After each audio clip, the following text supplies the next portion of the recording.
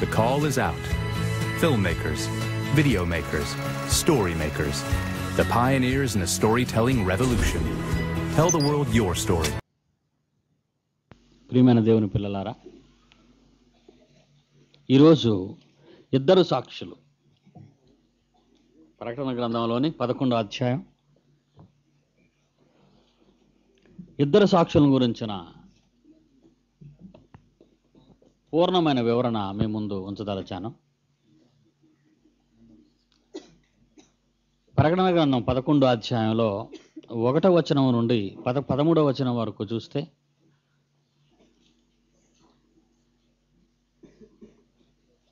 వాళ్ళని గురించిన కొన్ని సందర్భాలు రాయబడ్డాయి. చాలామంది అనుకుంటున్నారు ప్రకటన గ్రంథాన్ని చదివినప్పుడు ఇది భవిష్యత్తు అని ఒకవేళ అనుకుంటున్నారేమో. అలా అనుకోవడానికి కూడా అవకాశం ఉంది. ఎందుకంటే ప్రకటన 1వ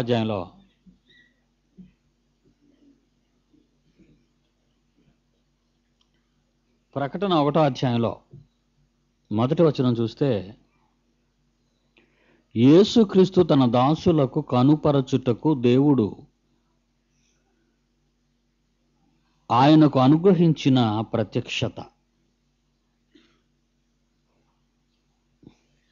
ఈ సంగతులు త్వరలో సంభవింపనై ఉన్నవి అనే పదం మీద నిలబడిపోతున్నారు. ఇది చూసి అనుకుంటున్నారు ప్రకటన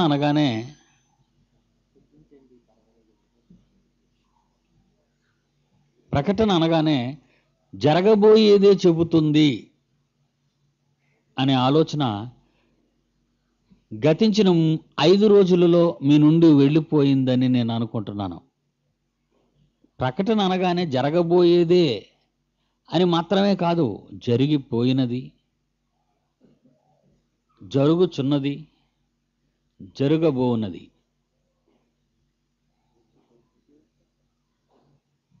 ఉదాహరణ,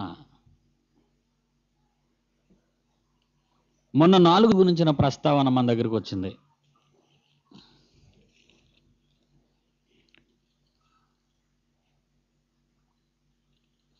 ఈ 4 జీవుల గురించి మనం చదువుకున్నప్పుడు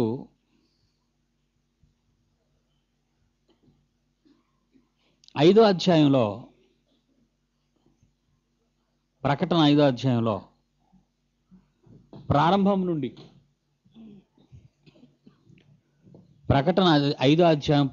నుండి లోపటను వెలుపటను రాత కలిగి 7 ముద్రలు గట్టిగా వేసి ఉన్న ఒక గ్రంథము సింహాసనమునందు ఆసీనుడయుండు వాని కుడి చేతిలో చూచితిని. అంటే దేవుని చేతిలో, తండ్రి చేతిలో. మరియు దాని ముద్రలు తీసి ఆ గ్రంథమును విప్పుటకు యోగ్యుడైన వాడెవడని బలిష్ఠుడైన ఒక దేవదూత బిగ్గరగా ప్రచురింపగా చూచితిని. అయితే పరలోకమందు గాని భూమి మీద గాని భూమి క్రింద గాని ఆ గ్రంథం విప్పుటకైనను చూచుటకైనను ఎవనికి శక్తి లేక పోయెను. ఆ గ్రంథం విప్పుటకైనను చూచుటకైనను యోగ్యుడెవడనూ కనబడనందున నేను బహుగా ఏడ్చుచుండగా, యోహాను గారు, ఆ పెద్దలలో ఒకడు ఏడవకము, ఇదిగో దావీదు చిగురైన యూదాగోత్రపు సింహము 7 ముద్రలు తీసి ఆ గ్రంథం విప్పుటకై జయం పొందినని నాతో చెప్పాను. మరియు సింహాసనమును ఆ 4 జీవులకును పెద్దలకును మధ్యను వధింపబడినట్లుండిన గొర్రెపిల్ల నిలిచిండుట చూచితిని. ఈ గ్రంథం రాసేటప్పటికీ లేక యోహాను గారి ఈ దర్శనం కలిగేటప్పటికీ యేసుక్రీస్తు చనిపోయారు. ఆ సంగతి మీకు తెలుసు. త్వరలో సంభవింపనై ఉన్నవి అనే పదాన్ని మీరు చూడగానే ప్రకటన గ్రంథంలో ఉన్నవన్నీ కూడా సంభవింపబోతున్నాయి అని అనుకోకండి.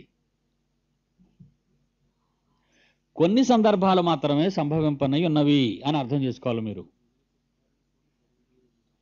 అలాగే ఒక ప్రకటన గ్రంథమే గల భవిష్యత్తు చెప్పింది, మిగిలిన గ్రంథాల్లో లేవనుకోకూడదు మీరు. బైబిలులో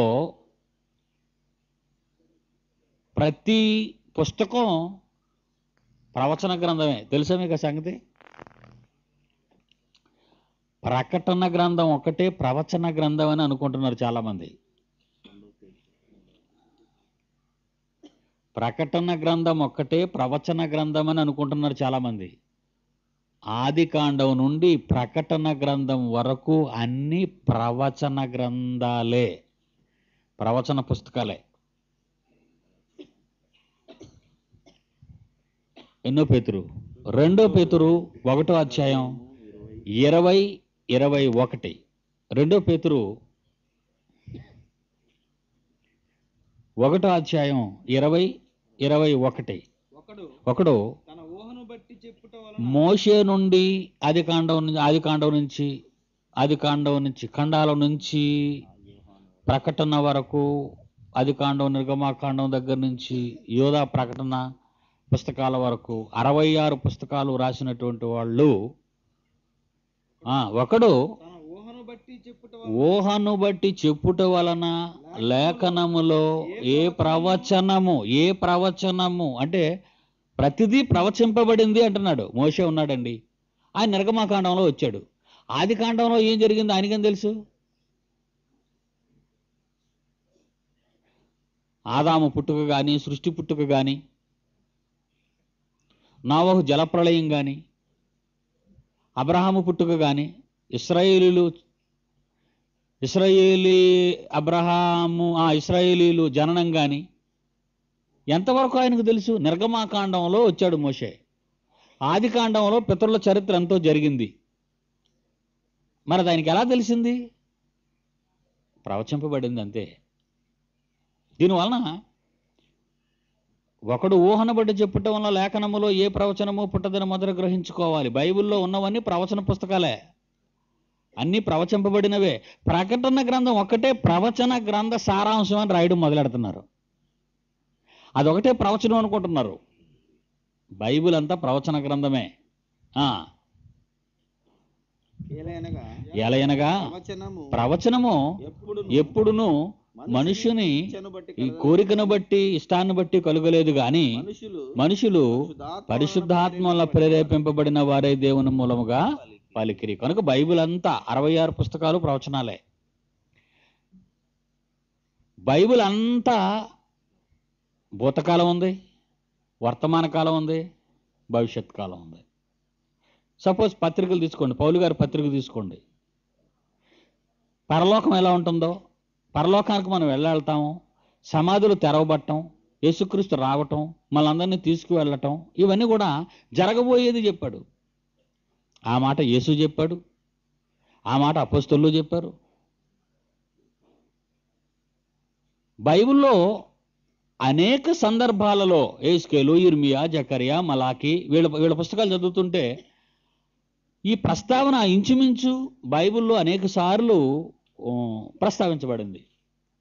కనుక ప్రకటన గ్రంథంలోని మొదటి అధ్యాయాన్ని, మొదటి వచనాన్ని చూచి ఈ సంగతుల త్వరలో సంభవింపనయ్యున్నవి అనుకొని జరిగిపోయినవి కూడా జరుగుతాయని తప్పుడు జోష్యాలు చెప్తున్నారు మన వాళ్ళు. కనుక ప్రకటన 5లో మీరు చూసినట్టుగా పెద్దల్లో 5వ వచనం, ఒకడు ఏడవకుము, ఇదిగో దావీదు జిగురని యూదా గోత్రపు సింహం 7 ముద్రలు తీసి ఆ గ్రంథం ఇప్పటికై జయం పొందిను నన్ను నాతో చెప్పాను అంటున్నాడు ఇక్కడ. అంటే యేసుక్రీస్తు అప్పటికి ఆల్రెడీ చనిపోయారు కనుక ఇది చదివి యేసుప్రభు ఒకళ్ళు ఇప్పుతాడేమో అనుకుంటున్నారు. ఏంటా గ్రంథం? ఇప్పుడు మీ చేతిలో ఉన్నదేనండి. ఇదంతా ప్రకటన గ్రంథం కాదు, మీ చేతిలో ఉన్న పుస్తకం గురించి చెప్తున్నాడు. ఇది ఈ పుస్తకంలో జరిగిపోయినవి ఉన్నాయి, జరుగుతున్నవి ఉన్నాయి, జరగబోతున్నవి ఉన్నాయి. బైబిల్ అంతట్లో వర్తమాన భూత భవిష్యత్ కాలములలో ఉన్నవాడు చెబుతున్నాడు ఇవన్నీ. కొన్ని జరిగిపోయినవి చెప్పాడు, కొన్ని జరుగుతున్నవి చెప్పాడు, కొన్ని జరగబోయేవి చెప్పాడు. కనుక ప్రకటనని కేవలం జరగబోయేవే అని మాత్రం దయచేసి మీరు తీసుకోకండి. ఇది జరుగుతుంది అని చాలామంది చెప్పి చచ్చిపోయారు, అది జరగలేదు. ఎందుకంటే వాళ్ళు పుణ్యాత్ములు, ఎందుకంటే మనం అడగడానికి వాళ్ళు లేరు. ఇప్పుడు ఇవి జరుగుతాయని లేనిపోనివన్నీ రాసేసి అసలు బైబిల్ సరిగ్గా తెలియదు. 66 పుస్తకాల మీద పట్టుండదు వాళ్ళకి. ప్రకటన గ్రంథం మీదకి మాత్రం గొప్ప స్పీడ్గా వెళ్తారు. ఎందుకు? మీకు అర్థం కాదు, చెప్పినోడికి అర్థం కాదు. అది మీకు అర్థమైందంటే అడిగేవాడు లేడు. పైగా ఒక మాట నేర్చుకున్నారు వీళ్ళు, అది నాకు బయలుపరచబడినది. ఏమండి, నాకు బయలుపరచబడినది అంటాడు. బోధ ఒక్కసారే అప్పగింపబడిందా, అప్పుడప్పుడు అప్పగింపబడిందా? ఎక్కడుంది అలాగని? యోధా 3వ వచనం చూడండి. యోధా 3వ వచనం చూడండి. ప్రియులారా, మనకందరికీ కలిగేడు రక్షణను గూర్చి మీకు రాయవలెనని విశేష ఆసక్తి గలవాడనై ఉండగా, పరిశుద్ధులంటే క్రైస్తవులు, పరిశుద్ధులకు ఒక్కసారే అప్పగింపబడిన బోధ అన్నాడు. అప్పగించబడిపోయిందా ఇంకా లేదా? ఏమండి, ఇంకా అప్పగింపబడవలసింది ఏదైనా ఉందా మీకు? ఏమండి, అప్పగించబడింది అన్నాడు. ఒక్కసారే అప్పగింపబడిన బోధ అంటే బోధ మీకు అప్పగించబడిపోయింది, ఇంకా అప్పగించబడతాదేమో అని ఎదురు చూడద్దు. మీకు అర్థమైందండి? ఆయన అప్పగించేశాడు మీకు. చాలా మంది అనుకుంటున్నారు ఉన్న 66 పుస్తకాలు అర్థం అవుతుంది వాళ్ళకి, 67వ పుస్తకం కూడా దొరికింది ఈ మధ్య అంటాడు, 69వ పుస్తకం కూడా దొరికింది అంటాడు, ఈ మధ్యన ప్రాచీన ప్రతులు కొన్ని దొరికాయంటాడు. ఉన్నది ఒకటి అర్థం అవటం లేదు. నాకు తెలియక అడుగుతానండి, 66 పుస్తకాలలో లేనిది, బాగా వినండి, 66 పుస్తకాలలో లేనిది గొప్పది మరొకటి ఏముంటుందో ఒకటి చెప్పండి. మళ్ళీ అడుగుతాను, ఇది ఈ 66 పుస్తకాలలో లేనిది మీకు గొప్పగా తోచినది ఇంకేదైనా ఒకటి ఉందేమో చెప్పండి. ఏమండి, 2వ రాక డేటు అది చెప్పేశాడు కదా చెప్పనని, కనుక అది ఎక్కడో రాసేసి ఉంది, ఒక దగ్గర ఉంది, దొరుకుతుందని మీరు అనడానికి. ఇంకా మీరేమనుకున్నా అసలు అది అర్థం లేదు. అది మీకు చెప్పవలసినవన్నీ చెప్పేశాడు. చూస్తారా? ఎఫెసీ పత్రిక 3వ అధ్యాయం, ఎఫెసీ పత్రిక 3వ వచనం. ఎట్లనగా యేసుక్రీస్తు మర్మం, దానిని గూర్చి దేవదర్శనం వలన నాకు తెలియపరచబడిందనే సంగతి మీకు మునుపే రాసేశాను. చక్కగా, సంక్షేపం అంటే అర్థం ఏంటండి? క్లుప్తంగా, శాటభారతాలు రాయకుండా పాయింట్లు చక్కగా రాసేశాను, క్లుప్తంగా రాశాను. మీరేం చేయాలి? చదవాలి. మీరేం చేయమని చెప్పాడండి బైబిల్లో? దానిని చదవండి. దేనిని? దేవదర్శనము వలన నాకు బయలుపరచబడిన మర్మము. చాలా జాగ్రత్తగా వినాలి మీరు. దేవదర్శనము వలన నాకు బయలుపరచబడిన జ్ఞానము నేను వ్రాశాను. అంటే కొన్ని పాయింట్లే రాశాను, కొన్ని పాయింట్లు పాకెట్లో పెట్టుకున్నాను అనలేదు ఆయన. మీకు రాయవలసిన పాయింట్లు నేను రాశాను క్లుప్తంగా. మీరేం చేయాలి? మరలా మీ గదిలోకి పోయి మరలా దేవదర్శనం కోసం ఎదురు చూడకండి. మీకేదో కొత్త సంగతులు బయలుపరుస్తాడని ఈ మధ్యన అలా బయలుపరిచేసి పాడు చేస్తున్నారు వాళ్ళు. నేను ఏదైతే వ్రాశానో మీరేం చేయాలి? దానిని చదవాలి. మీరు దీనిని చదవకుండా దీన్ని మూసేసి మరలా గదిలోకి వెళ్ళి నాకేదైనా ఒకటి బయలుపరిచి ప్రభువా అంటున్నాడు. ఏటి బయలుపరచకపోతే ఈడో ఒక నిర్ణయం తీసుకుని బయటకు వచ్చి బయలుపరిచేస్తాడు. దేవదర్శనము వలన బయలుపరచబడినదను సంగతి మునుపు మీకు సంక్షేపముగా వ్రాశాను. మీరేం చేయాలి? దానిని చదివిన ఎడల read read read study, read study, read study. అర్థమైందండి? ఒక డార్విన్ ఉన్నాడు, ఒక థియరీ రాశాడు. ఐన్స్టీన్ ఉన్నాడు, ఒక థియరీ రాశాడు. జాన్ డాల్టన్ ఉన్నాడు, వాడు ఒక థియరీ రాశాడు. మీరు ఏం చేయాలి? ఆ థియరీ చదివితే చాలు. మీరు ఒక థియరీ దగ్గరికి వెళ్ళారనుకోండి, మీ తీరే మారిపోద్ది. మీకు అర్థమైందండి? బయలుపరచబడిన దానిని చదువుకోవడానికే మీకు టైం లేదు, మంచి మార్కులు రావటం లేదు. అంతేనా? ఐన్స్టీన్ కానీ జాన్ డాల్టన్ కానీ వాళ్ళు బయలుపరిచిన థియరీలే మీకు సరిగ్గా అర్థం కావటం లేదు, సరిగ్గా మార్కులు రావడం లేదు. వైద్య శాస్త్రంలో అనేకమైనటువంటి థియరీలు వచ్చేసాయి బయటికి, అవే సరిగ్గా ఎంబీబీఎస్ ఎంఎస్ చదువుకున్నట్టు రావటం లేదు. ఎందుకు? కడుపులో కత్తిరి మరిచిపోతాడు, చేతి టవలు మరిచిపోతాడు, కుడిపక్క చేయబోయి ఎడంపక్క చేసేస్తాడు, కుడికొన్ను తెరవబోయి ఎడంకొన్ను తెరిచేస్తాడు.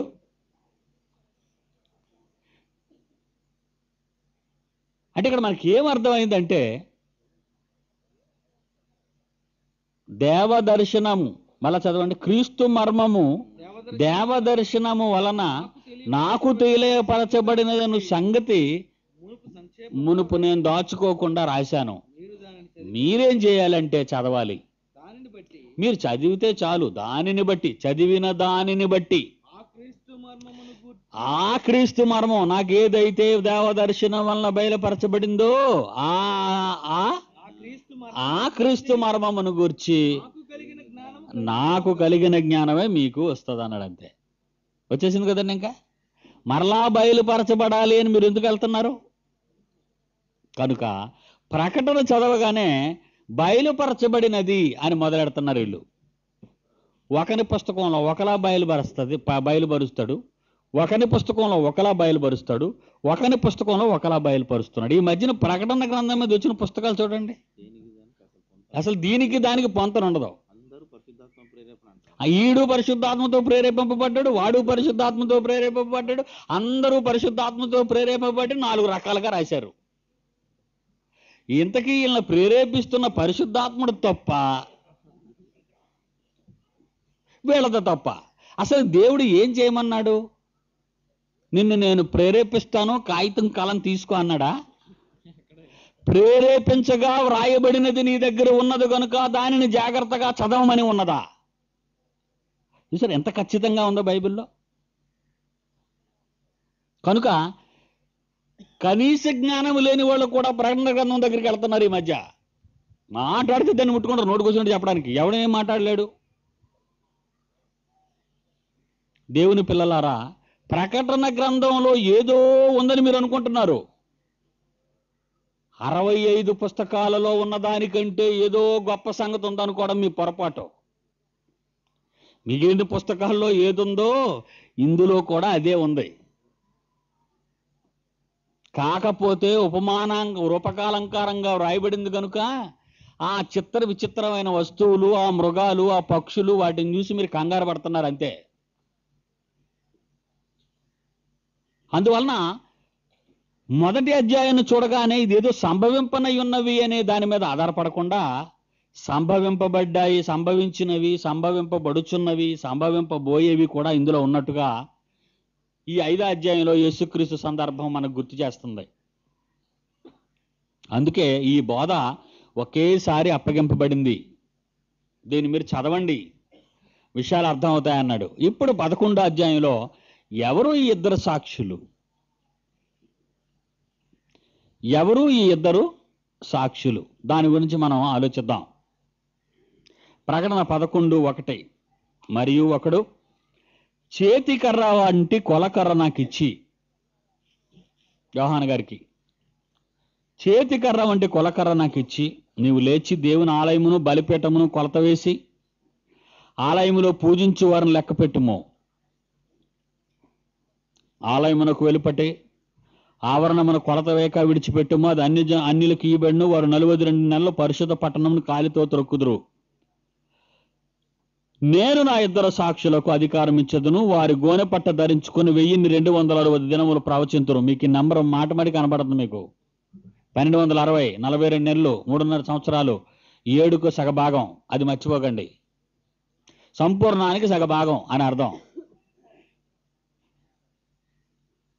ఇక్కడ అంటున్నాడు, ఆలయాన్ని కొలు, లోపల భాగాన్ని కొలు, బలిపీఠం ఎన్నో ఉన్నాయి కదా, ఆ లోపల ఆవరణాన్ని కొలు, ఎంతమంది ఉన్నారో చూడు. అన్నాడు. ఎందుకు? మొట్టమొదట దేవుడు తన సంఘమును యూదులతో, ఇశ్రాయేలీలతో ప్రారంభించాడు. మొట్టమొదటి దేవుడు సంఘాన్ని క్రీస్తు శకం 33వ సంవత్సరంలో సుమారు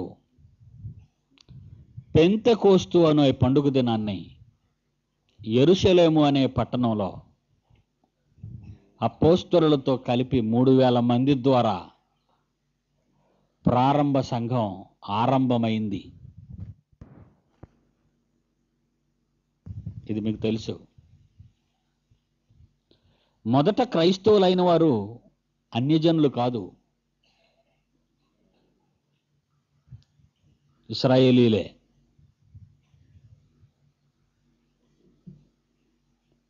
మరియు ఒకడు చేతికర్ర వంటి కొలకర్ర నాకు ఇచ్చి, నీవు లేచి దేవుని ఆలయమును బలిపీఠమును కొలత వేసి ఆలయములో పూజించు వారిని లెక్కపెట్టు. ఆలయములో పూజించు అని లెక్కపెట్టు. ఆలయమునకు వెలుపటి ఆవరణమున కొలత వేయక విడిచిపెట్టుము. అది అన్యులకు ఇయ్యబడెను. అన్యులు తొందరగా రాలే. అన్యులు బయట ఉన్నారు, వాళ్ళు ఇంకా లోపలికి రాలే. లోపలికి రావాలి అంటే యేసు వలనే జరగాలి, యేసుక్రీస్తు ద్వారా రావాలి. యూదులు అనుకుంటున్నారు, నేను మీకు చెప్పాను, వాగ్దానాలు మావి, వాగ్దాన దేశం మాది, ధర్మశాస్త్రం మాది, దేవుడు మా దేవుడు, అన్యులకు దేవుడు లేడు అని చెప్పుకునేవారు. అలాంటి పరిస్థితుల్లో అన్యజనులు లోపలికి రావడానికి, ఇశ్రాయేలీలతో యూదులతో కలవటానికి వాళ్ళకి అర్హత లేదు. ఆ పరిస్థితుల్లో యేసును పొందవలసినటువంటి ఇశ్రాయేలీలు యేసు రాకముందు దేవుని పిల్లలుగా, దేవుడు ఏర్పాటు చేసుకున్న వారిగా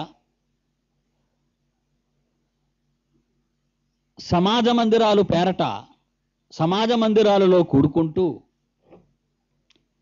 దేవుని ఆరాధించటం అనేది వాళ్ళ చరిత్రలో మనం చూస్తున్నాం. పాత నిబంధనలో ఇశ్రాయేలీల్ని పౌలు సమాజ మందిరాల్లోకి వెళ్ళి వాళ్ళతో మాట్లాడడం యేసు వచ్చిన తరువాత.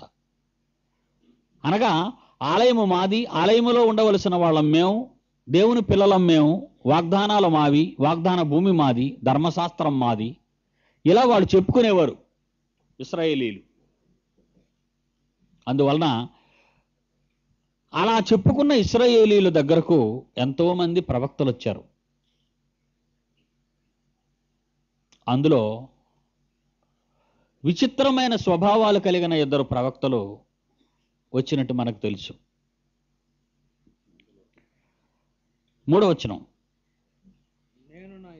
నేను నా 2 సాక్షులకు అధికారం ఇచ్చేదను, వారి గోనె పట్ట ధరించుకొని 1260 దినములు ప్రవచింతురు. ఇశ్రాయేలీయులకు ఇవ్వబడిన కాలములో, ఇశ్రాయేలీయులకు ఇవ్వబడిన కాలములో సగభాగము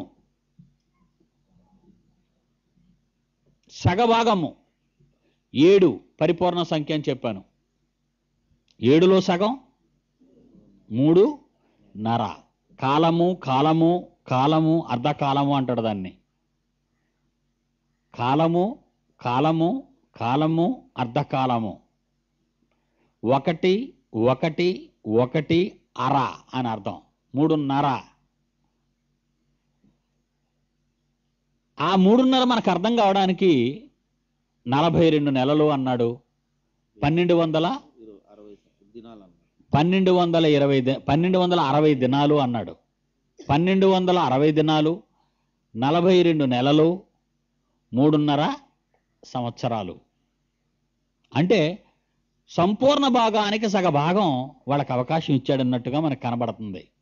వాళ్ళకి ఇవ్వబడిన సంపూర్ణ కాలం వాళ్ళకు కొంతకాలం కేటాయించాడు. దేవుడు నాకు 60 ఏళ్ళు ఇచ్చాడు అనుకోండి. అవి నా జీవితానికి పూర్ణం. దేవుడు నాకు 60 ఏళ్ళు జీవితకాలం ఇచ్చాడు. అవి నా జీవితానికి పూర్ణం, నాకు ఇవ్వబడిన పూర్ణకాలం అని అర్థం. నాకు ఇవ్వబడిన పూర్ణకాలం. నా పూర్ణకాలంలో సగభాగము దేవునికి అంకితం చేశానా అంటే 30 సంవత్సరాలు అని అర్థం. నా ఆయుష్కాలానికి సగభాగం 30, 80 ఏళ్ళు ఆయుష్కాలానికి సగభాగం 40, 20 ఏళ్ళు ఆయుష్కాలం ఉన్నవాడికి 10. అందుకంటున్నాను అంకెలను మీరు లెక్కల్లో పెట్టకండి అని. వారికి ఇవ్వబడిన ఆయుష్కాలము, వారికి ఇవ్వబడిన పూర్ణ భాగములో సగం, పూర్ణంలో సగభాగం అని అర్థం. 3, నేను నా 2 సాక్షులకు అధికారం ఇచ్చేదను, వారు గోనెపట్ట ధరించుకొని 1260 దినములు ప్రవచింతురు. వీరు భూలోకమునకు ప్రభువైన వాని ఎదుట నిలుచుచున్న 2 ఒలీవ చెట్లను దీపస్తంభములనై ఉన్నారు. వీరు భూలోకమునకు ప్రభువైన వాని ఎదుట నిలుచుచున్న 2 ఒలీవ చెట్లను దీపస్తంభములనై ఉన్నారు. వీరు భూలోకమునకు ప్రభువైన వాని ఎదుట నిలుచుచున్న 2 ఒలీవ చెట్లను దీపస్తంభములనై ఉన్నారు. దేవుడు తన్ను గురించిన వివరణ తన వారికి అందజేయాలని వీరిని పంపినట్టు మనకు కనబడుతుంది. సాక్ష్యం అంటే ఏంటి? చూసింది చెప్పటం. మీకు అర్థమైందండి? దేవుడు ఏం చెప్పాడో, ఏమి చెప్పమన్నాడో, ఏమి చూపించి చెప్పమన్నాడో, ఏమి చూశారని చెప్పమన్నాడో అలా చెప్పబడిన దాన్ని సాక్ష్యం అంటారు. మీకు అర్థమైందండి? సాక్ష్యం అంటే విట్నెస్, అంటే ఐ విట్నెస్ అంటారు. అంటే చూచిన దాన్ని చెప్పటం. మనవాళ్ళు చెప్తారు సాక్ష్యాలు. ఎప్పుడైనా విన్నారా మీరు? వీళ్ళకి వీళ్ళే చెప్పేసుకుంటారు సాక్ష్యం.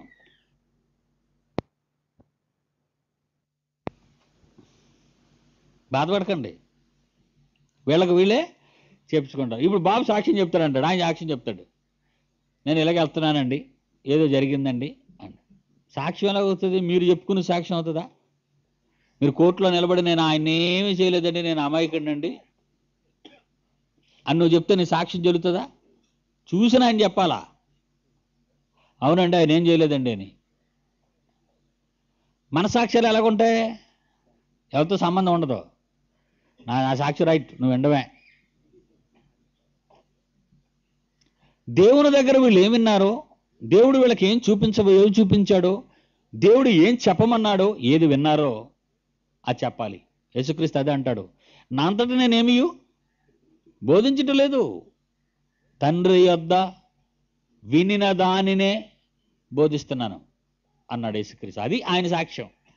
సాక్ష్యం అంటే నమ్ముదాం. పరిశుద్ధాత్మ దేవుడి గురించి ఏమన్నాడు? పరిశుద్ధాత్మ దేవుడు కూడా తనంతట తానే ఏమీ బోధించడు. పర్సనల్ విట్నెస్లే ఉండవు ఆయన దగ్గర. ఆయన ఏం చెప్తాడు? ఆయన నా వాటిలో నువ్వు తీసుకొని వచ్చి మీకు బోధిస్తాడు. ఎంత చక్కగా ఉందండి బైబిల్, ఎంత క్లియర్గా ఉందండి బైబిల్. ఈరోజు బైబిల్లో ఉన్నదానికి విలువ ఇవ్వటం మానేసింది క్రైస్తవ జనాంగం. ఎవరికి విలువ ఇస్తారు? సాక్ష్యాలు. చాలామంది అడుగుతారు, మీ సాక్ష్యం ఏమన్నా అయ్యగారు అని. నా సాక్ష్యమా? మీ సాక్ష్యం ఉంది కదా చెప్పమంటాడు. నా సాక్ష్యమా? నాది నీకు కావాలా నా సాక్ష్యం? ఇందాక ఒక మాట అన్నాను ఉదయం పాఠంలో, యేసుక్రీస్తు లోకంలో మానవాళిని కాపాడటానికి జరిగించినవి ఎన్నో సాక్ష్యాలు ఉన్నాయా? అవన్నీ రాయటానికి భూలోకమైనను చాలదు. అంటే యేసు ప్రభు వారి సాక్ష్యాలే వదిలేసినట్టుగా ఉంది బైబిల్లో. రెఫరెన్స్ చూపించమంటారు? ఉందా? చూపించండి అన్నోళ్ళు చేయొద్దండి. వెరీ గుడ్, మంచి పట్టు ఉంది మీకు. యేసు ప్రభు అంటారు, యేసు ప్రభు చేసినవి ఎన్నో ఈ గ్రంథమందు వ్రాయబడి ఉండలేదు. అలా ఒకవేళ వ్రాయిస్తే భూలోకమైనను సరిపోదు. ఆ మహానుభావుని సాక్ష్యాలే రాయబడలేదు. మీ సాక్ష్యం ఎందుకు?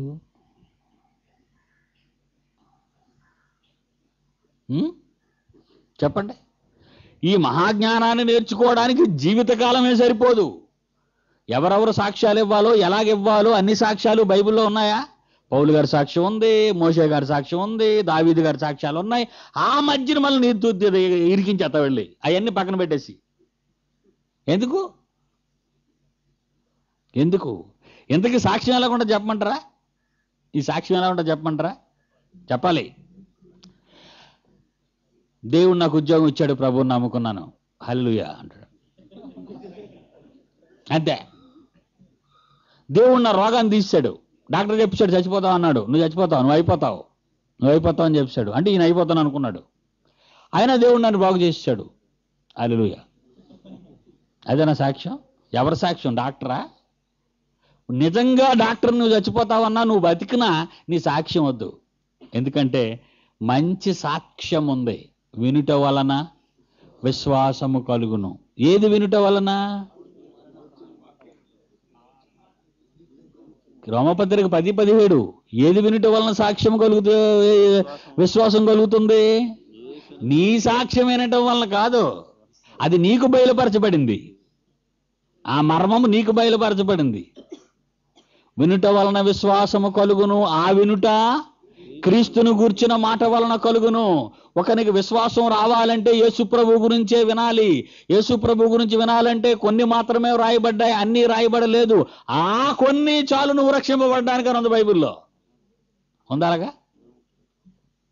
యోహాను 20:31. యోహాను 20:31. యేసు దేవుని కుమారుడిని నీవు నమ్మునట్లును, నమ్మి ఆయన నామమందు జీవం పొందినట్లును ఇవి వ్రాయబడి, ఇవి చాలు. యేసు తన కార్యములు ఇంకను అనేకమై కలవు. వాటిలో ప్రతిదానిని వివరించి రాస్తే అట్లు రాయబడిన గ్రంథాలకు మీరెక్కడ ఉంటారు? పుస్తకాలు అయిపోతే ఒక పుస్తకం చదవడానికి టైం లేదు మీకు. ఇన్ని పుస్తకాలు చదువుకుంటే మీరు అసలు జీవితకాలం సరిపోద్దా మీకు? కానుక కుదించి కుదించి కుదించి కుదించి కుదించి కుదించి క్లుప్తంగా మీకు అవసరమైన ఎసెన్స్ ఇచ్చాడు. కనుక విశ్వాసం రావాలంటే, మీకు విశ్వాసం రావాలంటే, మీకు నమ్మకం కుదరాలంటే ఎవరి మాట వినాలి? ఇతడు సాక్ష్యం చెప్తే కానీ అతడు నమ్మడు, అతడు సాక్ష్యం చెప్తే కానీ ఈమె నమ్మదు, ఈమె సాక్ష్యం చెప్తే కానీ ఆయన నమ్మడు. సాక్ష్యం చెప్పు, సాక్ష్యాలు చెప్పు, సాక్ష్యాలు చెప్పు, సాక్ష్యాలు చెప్పు అని బైబిల్ని అలా అలా అలా అలా అటకెక్కించారు. ఎవరిది మ్యాజిక్ అంతా? వాడున్నాడు. ఎవడు వాడు? నిన్నెన్నడు బైబిల్ జోలికి పోకుండా, అదిగో పౌలు చెప్పాడు సాక్ష్యం, నువ్వు చెప్పు. పౌలు చెప్పింది చాలు మనకి, మళ్ళీ ఇతంది ఎందుకు? అంటే అతను చెప్పింది నీకు చాలలేదన్నమాట డోసు. చూసారా? బాగా ఆలోచించండి మీరు. ఎందుకు అసలు ఇలా అయిపోయింది? ఎందుకు అసలు క్రైస్తవం ఇలా అయిపోయింది? ఎవరు నేర్పించేశారు ఇవన్నీ వీళ్ళకి? ఘోరం. అందుకే ఈ బైబిల్ అర్థం కావటం లేదు వాళ్ళకి, దారి మళ్లించింది. నేను నా ఇద్దరు సాక్షులకు అధికారం ఇచ్చేదను. సాక్షులు చూసారా ఎంత పెద్ద గొడవ వచ్చిందో సాక్ష్యాల దగ్గర? నా ఇద్దరు సాక్షులు ఉన్నారు, వాళ్ళు వస్తారు మీ దగ్గరికి, వాళ్ళకి అధికారం ఇచ్చాను. వీరు భూలోకమునకు ప్రభు అయిన వాని ఎదుట నిల్చున్న 2 ఒలీవ చెట్లను దీపస్తంభములై ఉన్నారు.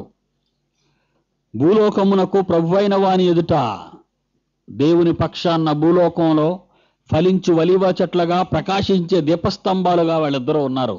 ఎందుకంటే నేను వారికి చాలా చెప్పి పంపించాను, వాళ్ళు మీతో మాట్లాడతారు కనుక. జకర్యా గ్రంథం 4వ అధ్యాయం. జకర్యా గ్రంథం 4వ అధ్యాయం 11వ వచనం చూడండి ప్రియులరా. జకర్యా గ్రంథము 4వ అధ్యాయము 11. దీపస్తంభమునకు ఇరుప్రక్కల నుండి ఈ 2 ఒలీవ చెట్లు ఏమిటివనియు 2 భాగపు కొమ్ములలో నుండి 2 బంగారపు కొమ్ములలో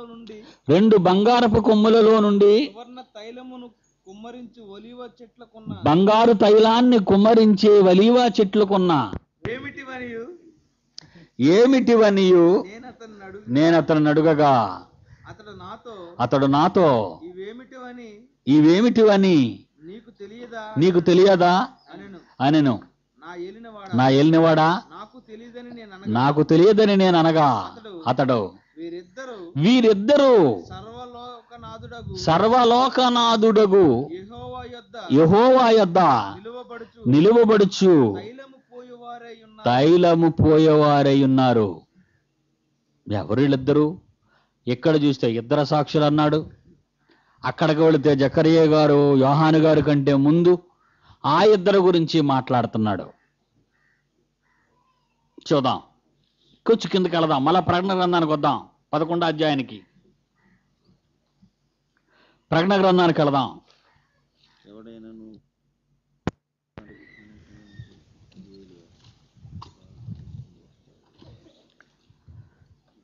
ఐదవ వచనం, ఎవడైనను వారికి హాని చేయని ఉద్దేశించిన ఎడల నేను ఏ ఇద్దరి సాక్షులనైతే మీ యొద్దకు పంపానో వారికి ఎవరైనా హాని చేయని ఉద్దేశించిన ఎడల ఆ ఇద్దరు సాక్షుల నోట నుండి అగ్ని బయలువెడలి వారి శత్రువులను దహించి వేయును గనుక ఎవడైనను వారికి హాని చేయని ఉద్దేశించిన ఎడల అలాగున వాడు చంపబడవలను.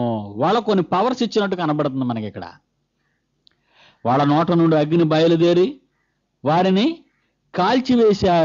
కాల్చివేస్తాయి అగ్ని అనగానే ఇలాంటి క్యారెక్టర్, ఇలాంటి స్వభావం ఉన్నవాళ్ళు గురించి మనం వెతికి వేటాడదాం. కంగారు పడిపోయి ఎవరో ఇద్దరు పేర్లు చెప్పేయకండి. మీకు అర్థమైంది కదండి? ఏ కంగారు పడిపోయి ఇద్దరు పేర్లు చెప్పేశారు అనుకోండి, అంటుకుపోతాయి. తర్వాత మిగతా పుస్తకాల్లో ఆ పేర్లు కానీ కనబడకపోయినా, ఆ క్యారెక్టర్ కనబడకపోయినా మన ప్రవచనం దెబ్బతింటది, మన ఆలోచన దెబ్బతింటది. ఎందుకంటే దేవుని ఆలోచనలో ఒకరున్నప్పుడు నువ్వు మరొకరి పేరు చెప్పేసావు అనుకో, అప్పుడు నువ్వు ఏ బోధకుడు అయిపోతావు? అబద్ధ బోధకుడు అవుతావు. బోధకుల గురించి దేవుడు ఏమన్నాడు? మంచి సర్టిఫికెట్ ఇచ్చాడు వాళ్ళకి.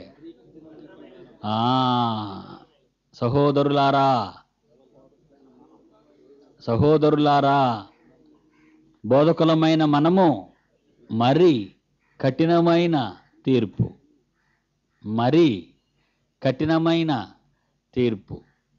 కొట్టండి, శిక్ష అది. చిత కొట్టండి, డబల్ తీర్పు. చావగొట్టండి అంటే థర్డ్ స్టెప్. ఏమండి? కొట్టండి పర్వాలేదు, తినేసి వెళ్ళిపోవచ్చు. చిత కొట్టండి అంటే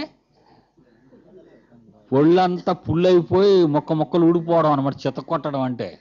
చావ కొట్టండి అంటే చంపేయండి అంటే కొట్టండి, చిత కొట్టండి, చావ కొట్టండి అంటే ఇక్కడ బతకూడదు, ఒకసారి చంపేయచ్చుగా. బోధకులకు అలాంటి శిక్ష విధించాడు చూడండి.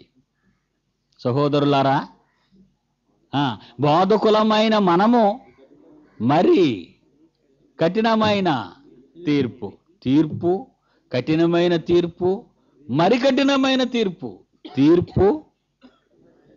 కఠినమైన తీర్పు, మరీ కఠినమైన తీర్పు. కొట్టండి, చిత కొట్టండి, చావ కొట్టండి. బోధ విన్నవారిని కొట్టండి, బోధ చేసిన వాడిని చావగొట్టండి. అంతే కదండి? మనం అప్లై చేస్తే ఎలా ఉంటుంది? తప్పుడు బోధ విన్నవారిని కొట్టండి, తప్పుడు బోధ చేసిన వాడిని చావగొట్టండి. అదేంటి ప్రభా, రెండో స్టెప్ అయినా మాకు ఇవ్వండి, ఫైనల్ స్టెప్ ఇచ్చారని అడిగితే కుదరదు. మీరే రా పాడు చేసింది నా వాక్యాన్ని అంటాడు ఆ రోజు. Very good. కనుక వీళ్ళ గురించిన కొన్ని వివరణలు మనం ఆలోచిద్దాం. Bible answer to the Bible, అది మన మోటో. ఈసారి సెమినార్లో అది ఆనందరాది రాయాలి. వాక్యమునకు వాక్యమే జవాబు చెప్పవలను అని. వాక్యమునకు వాక్యమే జవాబు చెప్పవలను. వాక్యమునకు నీకు బయలుపరచబడని చెప్పామనుకో, మేం బయటపడిపోతాం వెళ్ళి. అర్థమైందా? అంతటి వారు బయట పారవేయబడుదురు. ఆ భయంకర దుస్థితికి రాకుండా ఉండాలంటే వాక్యాన్ని వెతకాలి. దీనికి సంబంధించిన వాక్యాలు ఎక్కడైనా మనకు దొరుకుతాయోమని ఎవరు ఎదుగుతారండి? 66 పుస్తకాలు, ఆ ఓపిక మాకు లేదు. తున్నులో రంగురాలు దొరుకుతున్నాయంటే చెప్పండి, గుణపం పట్టుకెళ్ళి తవ్వుకెళ్ళిపోతాను. ఏమండి, పలానా చోట తవ్వితే వజ్రాలు దొరుకుతున్నాయని ఎవరైనా అండం భయమండి. తెల్లవారేసరికి 3 నూతులు లోతుకి వెళ్ళిపోతాం కనపడకుండా. 3 నూతులు ఎంత లోతుకి వెళ్తాం అంత లోతు గుణపం పట్టుకొని వెళ్ళిపోతాం, పిలిచిన పలకం. ఎందుకంటే డైమండ్ దొరికినంత వరకు వదలం. మరి దేవుని వాక్యాన్ని తవ్వుతావా? మనకు ఆ ఓపిక లేదు. ఎవరు తవ్వుతారండి అదంతా? పాయింట్లు ఏమైనా ఉన్నాయో చెప్పండి, రాసుకుంటా ఉంటాం. తవ్వాలి, తవ్వుదాం. ఎవడైనను వారికి హాని చేయను ఉద్దేశించిన ఎడల, 5వ వచనం, ఎవడైనను వారికి హాని చేయను ఉద్దేశించిన ఎడల వారి నోట నుండి అగ్ని బయలు వెడలి వారి శత్రువులను దహించి వేయును కనుక, ఎవడైనను వారికి హాని చేయను ఉద్దేశించిన ఎడల అలాగున వాడు చంపబడవలెను. ఇలాంటి క్యారెక్టర్ ఉన్న వాళ్ళు ఎక్కడైనా ఉన్నారా? చూద్దాం. సంఖ్యాకాండం 2వ రాజుల ముందు 2వ రాజులు 1వ అధ్యాయం 10, 12. 2వ రాజులు 1, 10, 12. అందుకు ఏలియా, నేను దైవజనుడినైతే అగ్ని ఆకాశము నుండి దిగి వచ్చి నిన్ను నీ 50 మందిని దహించునుగాక అని చెప్పగా, 50 మందితో చెప్పగా, అగ్ని ఆకాశము నుండి దిగి వాని 50 మందిని. అమ్మయ్యా, ఇక్కడ ఒక ఆయన దొరికాడు. ఏమండి, వెతుక్కుంటూ వెళ్ళేసరికి ప్రకటన 11:5 ఏం చదివాం? ఎవడైనను వారికి హాని చేయను ఉద్దేశించిన ఎడల వారి నోట నుండి అగ్ని బయలువెడలి వారి శత్రువులను దహించి వేయును కనుక, ఎవడైనను వారికి హాని చేయను ఉద్దేశించిన ఎడల అలాగున వాడు చంపబడవలెను. ఇక్కడ కరెక్ట్ గా ఒక ఇన్సిడెంట్ జరిగింది. ఆయన ఎవరో? ఇద్దరిలో ఒక ఆయన్ని ఐడెంటిఫై చేశాం మొత్తానికి వెతకి. ఏండి, ఇద్దరిలో మొత్తానికి ఒక ఆయన పట్టుకున్నాం. మొదటి రాజులు 18వ అధ్యాయం, మొదటి రాజులు 18వ అధ్యాయం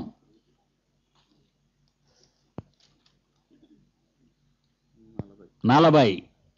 అప్పుడు ఏలియా 40. అప్పుడు ఏలియా ఒకనైనను తప్పించుకొనని పోనీయక, ఒక్కనినైనను తప్పించుకొని పోకుండా బయలు ప్రవక్తలను పట్టుకొనుడని వారికి సెలవియ్యగా జనులు వారిని పట్టుకొని ఏలియా షిషోను వాగు దగ్గరికి వారిని తీసుకొని వెళ్ళి అక్కడ వారిని వధించెను. అలాంటి క్యారెక్టర్ ఉన్నటువంటి వ్యక్తిగా మనకి కనబడుతున్నాడు. దేవుని పక్షాన సాక్ష్యం చెప్పటానికి వస్తే ఆ సాక్ష్యం కాదని అబద్ధ సాక్ష్యాలను సృష్టించి దేవునికి బదులుగా బయలుదేవతను నిలుపుకొని రాజ్యములోని ప్రజలతో సహా రాజ్యాన్నేలే ఆహాబు, అతని భార్య అయిన యెజెబెలు, టోటల్గా వీళ్ళంతా దౌర్భాగ్య స్థితిలోనికి వెళ్ళిపోయారు. అలాంటి వారి మధ్య ఇచ్చిన సాక్ష్యాన్ని, ఏలియా సాక్ష్యాన్ని నమ్మని ఆ ప్రజల్ని దేవుడు అతని ద్వారా ఎలాంటి మారణకాండ జరిగించాడు అన్నది మనకిక్కడ కనబడుతుంది. సంఖ్యాకాండం 16వ అధ్యాయం 35లో మరొక సందర్భం రాయబడింది. సంఖ్యాకాండం 16వ అధ్యాయం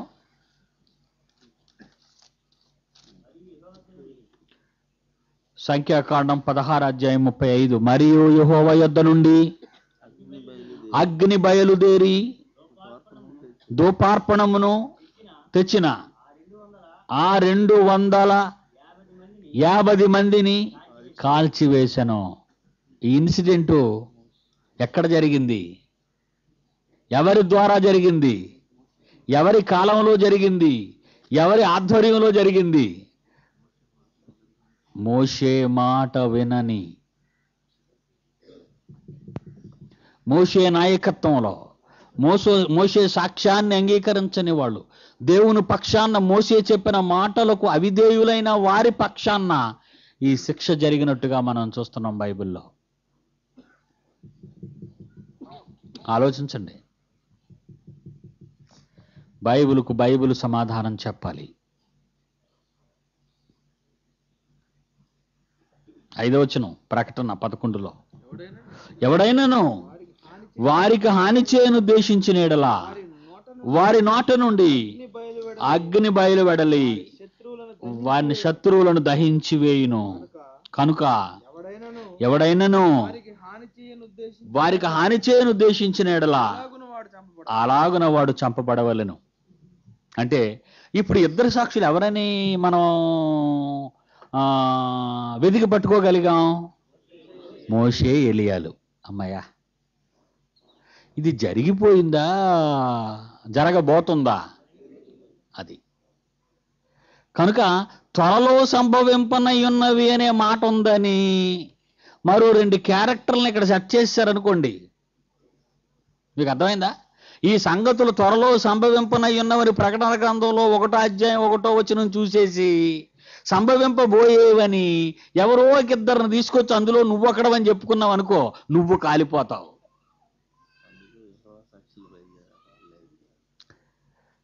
బైబిల్లో దేవుడు తనకంటూ ప్రవక్తలని, అపోస్తులను, శిష్యులను, ప్రారంభ శతాబ్దపు క్రైస్తవులను, రాజులను, వైద్యులను, సొంకపు గుత్తదారులను, ఇలా రకరకాల వాళ్ళని అందరినీ పట్టుకొని అందులో కొంతవేల మంది వరకు సాక్షులుగా వాళ్ళని పెట్టుకొని ఈ గ్రంథాన్ని వ్రాయించి కొన్ని సందర్భాలు మన ముందు పెట్టాడు.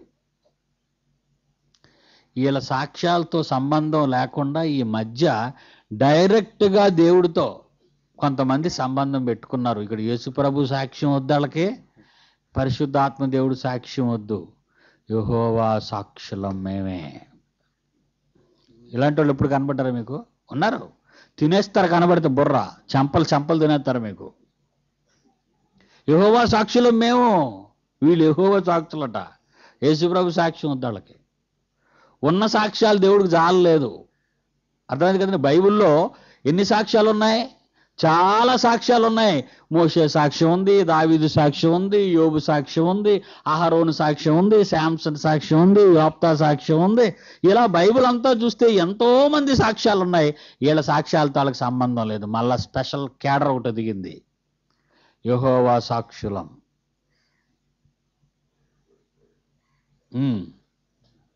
ముందుకెళదాం.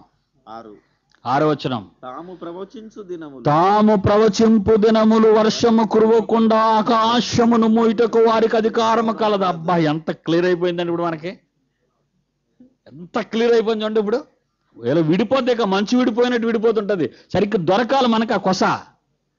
మీకు అర్థమైంది కదండి? కొస కరెక్ట్గా దొరికింది అనుకోండి, మొత్తం తోడంతా లాగేయచ్చు. ఇప్పుడు మనం కొస సరిగ్గా దొరకలేదు అనుకోండి, మనల్ని ముడిలో పెట్టేస్తుంటాడు. వీడికి సరిగ్గా అర్థం కాదు.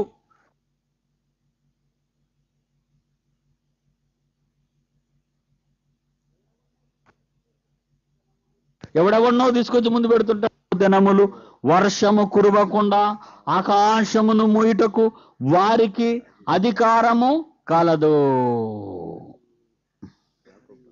మరియు వారికి ఇష్టమైనప్పుడల్లా నీళ్లు రక్తముగా చేయుటకును నానావిధ తెగులతో భూమిని బాధించుటకును వారికి అధికారము కలదు. చూద్దాం. నిర్గమాకాండం 6వ అధ్యాయము 1వ వచనము. నిర్గమాకాండం 6వ అధ్యాయము 1వ వచనము.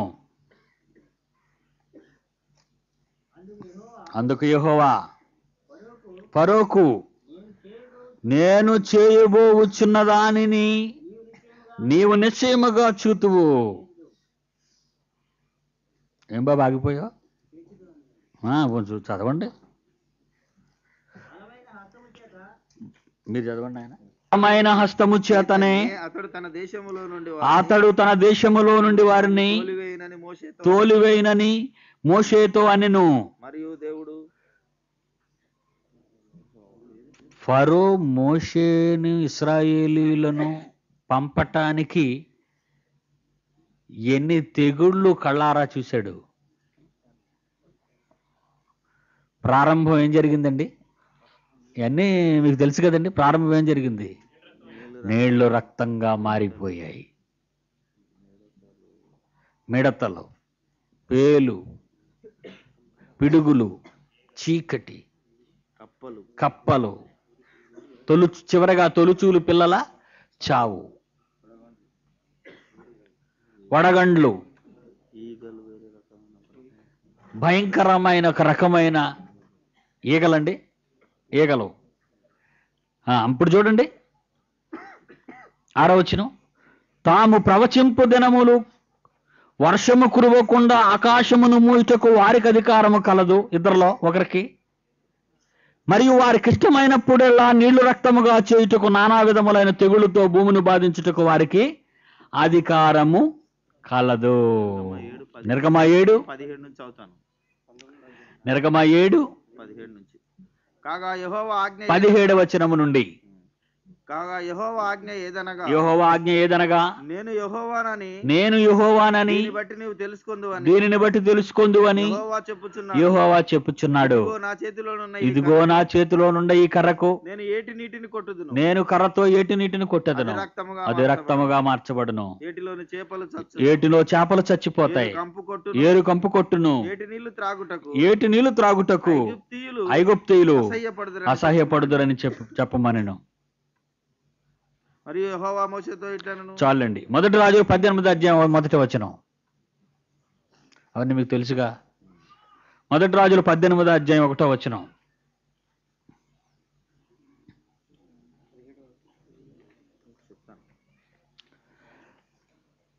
1 రాజులు 18వ అధ్యాయం 1వ వచనం. అనేక దినములైన తరువాత 3వ సంవత్సరమందు యెహోవా వాక్కు ఏలియాకు ప్రత్యక్షమై, నేను భూమి మీద వర్షమును కురిపించబోచున్నాను. దానికి ముందు ఏం జరిగిందో పాపం, దానికి ముందు ఏం జరిగింది?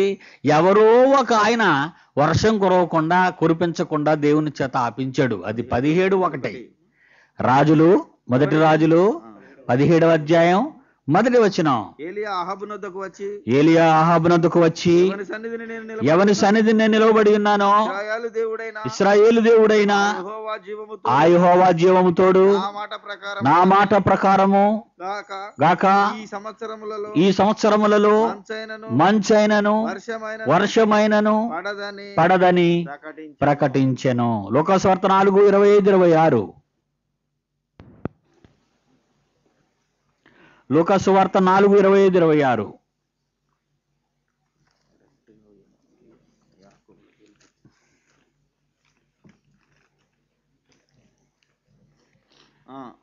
ఏలియా దినములయందు 3 6 నెలలు ఆకాశము మూయబడింది. అది మీకు తెలుసు, యాకోబులో కూడా రాయబడిందని 5వ అధ్యాయం 17వ వచనంలో రాసుకోవచ్చు రెఫరెన్స్ మీరు. కనుక యాకోబు 5:17లో ఉంది. కనుక 6వ వచనం, తాము ప్రవచింపు దినముల వర్షము కురవకుండా ఆకాశం మూయుటకు వారికి అధికారం కలదు. మరియు వారికి ఇష్టమైనప్పుడల్లా నీళ్లు రక్తముగా చేయుటకు నానా విధములైన తెగుళ్లతో భూమిని బాధించుటకును వారికి అధికారము కలదు.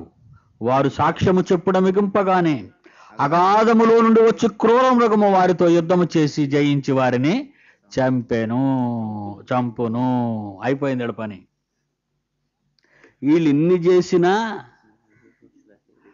వీళ్ళెన్ని ఘనకార్యాలు చేసినా క్రూర మృగం దెబ్బకు తట్టుకోలేకపోయారు వీళ్ళు. అర్థమైందండి? మోషే, ఏలియా లాంటి వాళ్ళే క్రూర మృగము దెబ్బకు తట్టుకోలేకపోయారు.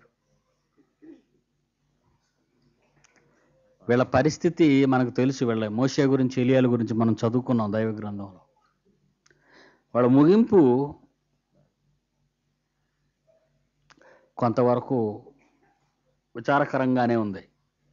ఎందుకంటే వారి సాక్ష్యాలు ప్రజలు సరిగ్గా నమ్మలేదు. ఎందుకంటే క్రూర మృగము యొక్క ప్రభావము వారి మీద ఎక్కువగా ఉంది. ఇశ్రాయేలీయులు బబులోను సామ్రాజ్యానికి వెళ్ళిపోయే చివరి గడియలలోనికి వచ్చేశారు ఏలియా ప్రవచించిన కాలంలో.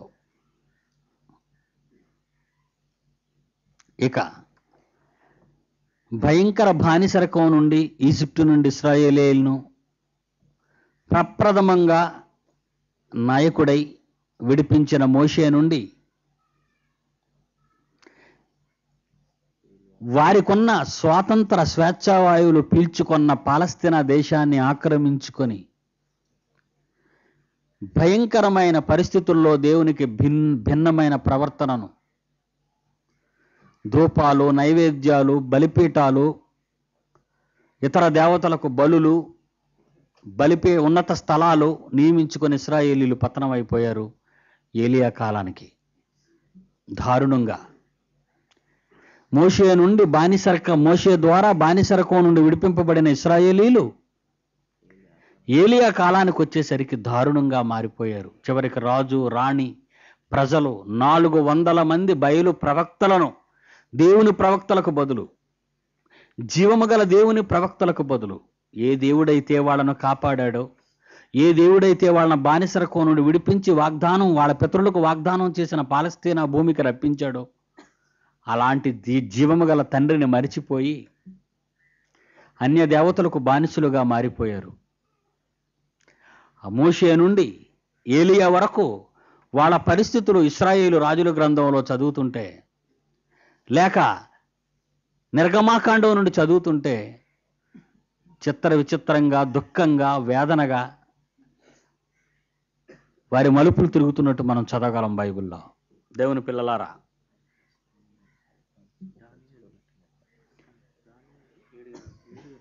దానియేలు గ్రంథం 7వ అధ్యాయం. బబులోను మహాసామ్రాజ్యపు బానిసత్వంలోనికి వెళ్ళిపోయారు వీళ్ళంతా కడకు. ప్రవక్త అయిన దానియేలు రాసిన గ్రంథంలో 7వ అధ్యాయం 21వ వచనాన్ని చూస్తే,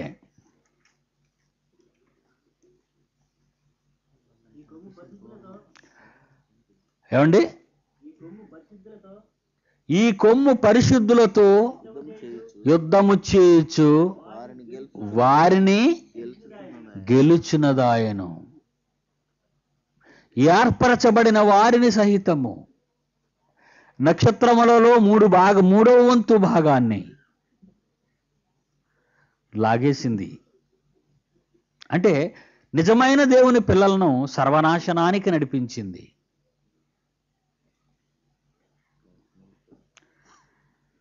7 వారు సాక్ష్యము చెప్పుచుండగా ముగింపగానే అగాధములో నుండి వచ్చి క్రూర మృగము వారితో యుద్ధము చేసి జయించి వారిని చంపును. అంటే వారు చెప్పిన సాక్ష్యాలు ఇశ్రాయేలు ప్రజలలో నిష్ప్రయోజనం అయిపోయాయి. సమాధి చేసింది వారి మాటల్ని, వినకుండా చేసేసింది వారి మాటల్ని. అందుకే యేసు ఒక మాట చెప్పాడు, నీతిమంతుడైన హెబెలు రక్తము మొదలుకొని బరకీయ కుమారుడైన జకరియా రక్తము వరకు మీరు చిందించిన ప్రవక్తల రక్తాలు నాకు మొరపెడుతున్నాయన్నాడు. అంటే మీరు మారరు. యెరూషలేమా యెరూషలేమా, కపెర్నహూమా కపెర్నహూమా అని వాళ్ళని ఉద్దేశిస్తూ ఎన్నిసార్లు మాట్లాడాడు ఆయన? అనేక సార్లు కోడి తన పిల్లలను రెక్కల క్రిందకు చేర్చుకొనున్నట్లు నిన్ను నా రెక్కల క్రిందకు చేర్చుకోవాలి అనుకున్నాను.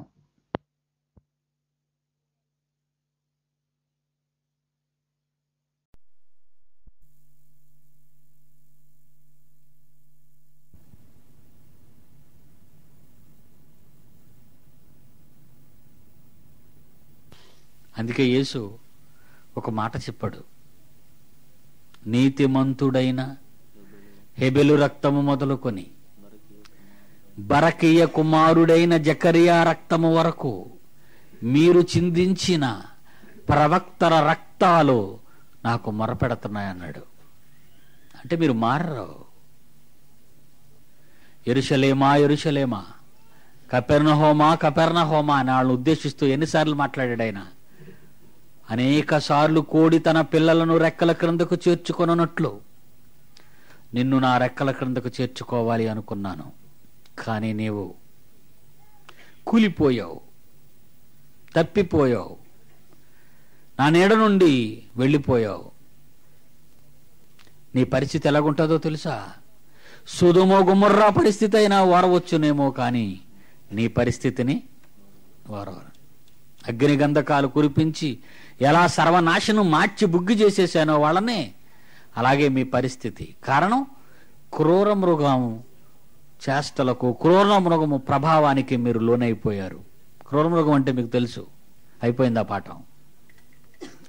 అంతగా మిమ్మల్ని మోసం చేసింది, అంతగా మిమ్మల్ని దగా చేసింది, అదే సర్వం అని మిమ్మల్ని నమ్మించింది. అది లేకపోతే బ్రతుకులేదని మీ చేత అనిపించింది, దానికి సాష్టాంగపడినట్లు చేసింది.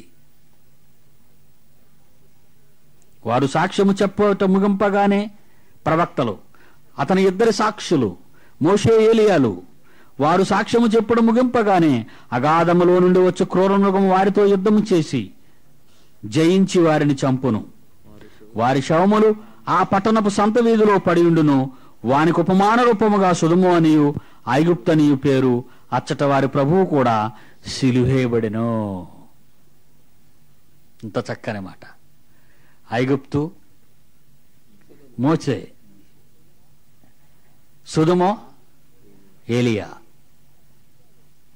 వాళ్ళ సాక్ష్యాలు, వాళ్ళ జీవితాలు ఆ ప్రజలకు అంకితమయ్యాయి.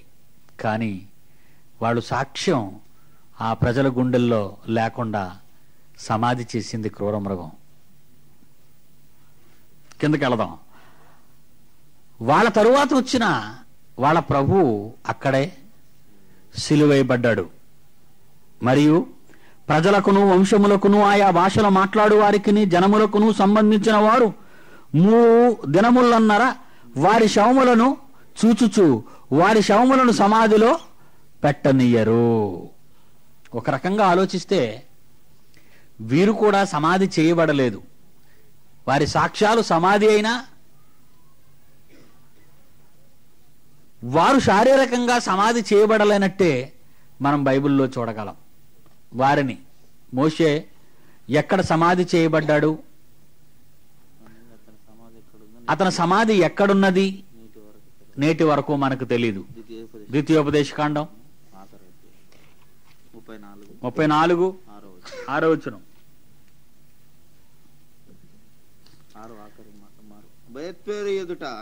ద్వితీయోపదేశకాండం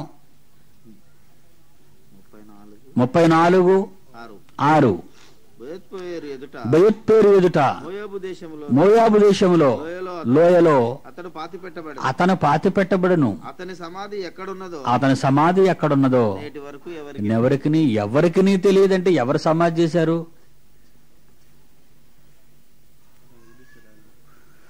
పట్టించుకోలేదు ఆయన్ని, వారి శవాలని. ఇక ఏలియా రెండవ రాజులు 2వ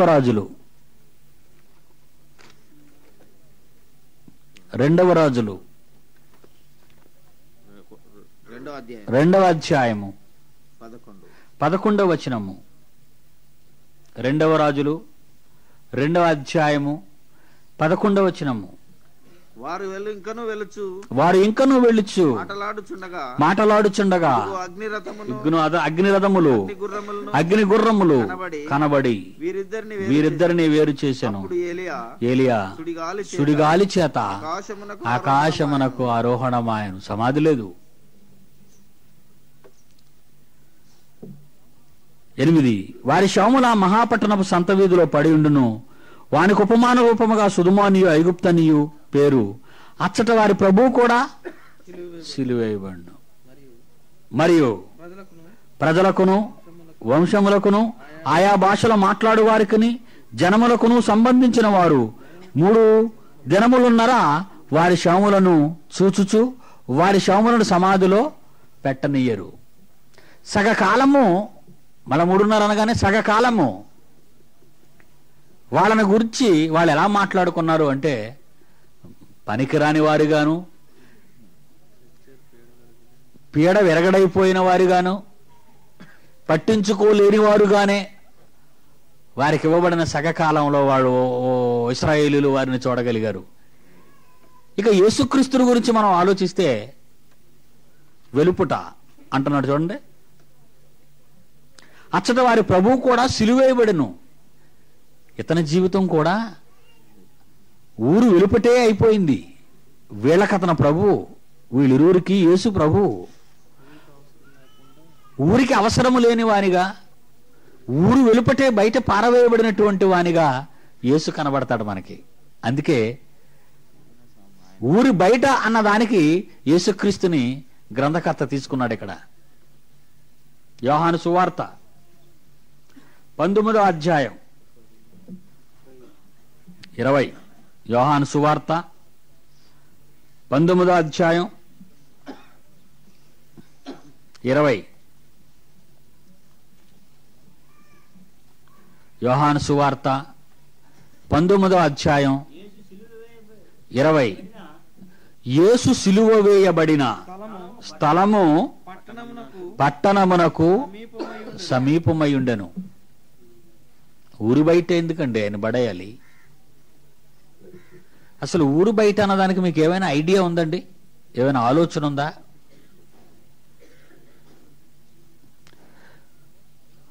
విశాఖపట్నంలో కైలాసపురం అని ఊరుందండి. మరి కొన్ని ఊళ్ళలో, కొన్ని గ్రామాలలో మరి ఈ ఆచారం ఉంది. అక్కడ నేను కొంతకాలం ఉన్నానండి. ఊర్లో ఎవరైనా ఊర్లోనికి వచ్చి చచ్చిపోతే కైలాసపురంలో శవాన్ని ఇంటి దగ్గర ఉంచాలటండి. బయట ఎక్కడైనా చచ్చిపోయారు అనుకోండి, వాళ్ళ శవాన్ని ఊర్లోకి తీసుకురానివ్వరండి. ఎందుకర్రా తీసుకురావాలని అడిగితే వాళ్ళు అంటారు, ఊరు బయట శవం కదండి అది, ఏ కీడైనా ఈ గ్రామానికి రావచ్చు అని చెప్పారండి. ఇలాంటి ఆచారాలు అనేక గ్రామాల్లో ఉన్నాయి. శవాలని ఊర్లోకి రానివ్వరు. యేసు శవం అంత కీడు చేసింది ఆ వీళ్ళకి, పట్టదు వాళ్ళకి. ఎవరి కొరకైతే యేసు చనిపోయాడో, ఎవరి కొరకైతే రక్తం కార్చాడో, ఎవరినైతే బాగు చేశాడో, ఎవరినైతే రక్షించాడో అతన్ని సిలువ వేయండి. ఊరి మధ్య కాదు, ఊరి బయట. యేసు సిలువ వేయబడిన స్థలము పట్టణమునకు సమీపమై ఉండెను. హెబ్రీయులకు రాసిన పత్రిక 13వ అధ్యాయము 12. హెబ్రీయులకు రాసిన పత్రిక 13వ అధ్యాయము 12వ వచనము. కావున యేసు, మీరు బాగా చదవండి, మనోడు కంటిన్యూటీ సరిగా ఉండటం లేదు. కావున యేసు కూడా తన స్వరక్తము చేత ప్రజలను పరిశుద్ధపరచుటకై గవిని వెలుపట ఊరి బయట మోషే వాగ్దానము చేయబడిన స్వతంత్ర దేశంలో ప్రవేశించాడా అండి? దేశానికి బయట చచ్చిపోయాడా? బయటే. అవునా? ఊరు బయట. ఎవరి కోసం ఊరు బయట ఉండిపోవలసిన పరిస్థితి ఏర్పడింది ఆయనకి? ఎవరి కోసం పాలస్తీనా దేశంలోకి రాకుండా దేశం బయట సాగవలసి వచ్చింది? తన కోసం అంటున్నారు. ఎవరు వెనక నుంచి? తన ప్రజల కోసం. ఎందుకో తెలుసా అండి? బండతో మాట్లాడు నీళ్లు వస్తాయంటే గబుకుని కరద కొట్టేశాడు. ఇంతకీ నీళ్లు కావాలని గొడవ చేసిన వాళ్ళు ఎవరు? ఇశ్రాయేలీలు. ఈ సందర్భంలో ఎవరైతే గొడవ చేస్తున్నారో, నీళ్లు కావాలని ఆ గొడవను తట్టుకోలేక దేవుడి దగ్గరకు వచ్చి, దేవాన్ని ప్రజలకు నీళ్లు కావాలి అంటే బండతో మాట్లాడు అంటే కొట్టాడు. అది జరిగిన పొరపాటు. ఏ ప్రజల కోసం అయితే తన జీవితాన్ని అర్పణ చేశాడో, ఏ ప్రజల కోసం అయితే ఐగుప్తు సింహాసనాన్ని వదులుకున్నాడో, ఏ ప్రజల కోసమైతే 40 సంవత్సరాలు ఇశ్రాయేలీల చేత పడరాని పాట్లు పడ్డాడో, అదే ప్రజల వలన దేవుడు వాగ్దానం చేసిన వాగ్దత్త భూమిలో ప్రవేశించలేకపోయాడు. ఊరు బయట, దేశానికి బయట మరణించాడు. ఏలియా ఊరు బయట, యొర్దాను నది ఆవలి. ఆయన పరిస్థితి అలాగే. ఈయనైతే లేచిపోయాడంటే బాగుంటుంది. లేపేశామంటారు అండలో. ఇశ్రాయేలీలు మధ్య చేసి చేసి చేసి చేసి ఆయన సాక్ష్యం ఇచ్చి ఇచ్చి ఇచ్చి ఇచ్చి ఊరు బయటకు వచ్చేసి ఆయన కూడా వెళ్ళిపోయాడు. వారి శవములు 8, వారి శవముల మహాపట్టణపు సంత వీధిలో పడి ఉండును. వానికి ఉపమాన రూపముగా సుధుము అనియు ఐగుప్తు అనియు పేరు. అచ్చట వారి ప్రభువు కూడా సిలువేయబడెను. మరియు ప్రజలకును వంశములకును ఆయా భాషల మాట్లాడు వారికి జనులకును సంబంధించిన వారు 3 దినములున్నర వారి శవములను చూచుచూ వారి శవములు సమాధిలో పెట్టనీయరు. ఈ 2 ప్రవక్తలు భూనివాసులను బాధించినందున, బాధించారండి వీళ్ళు, బాధే కదండి, బాధే,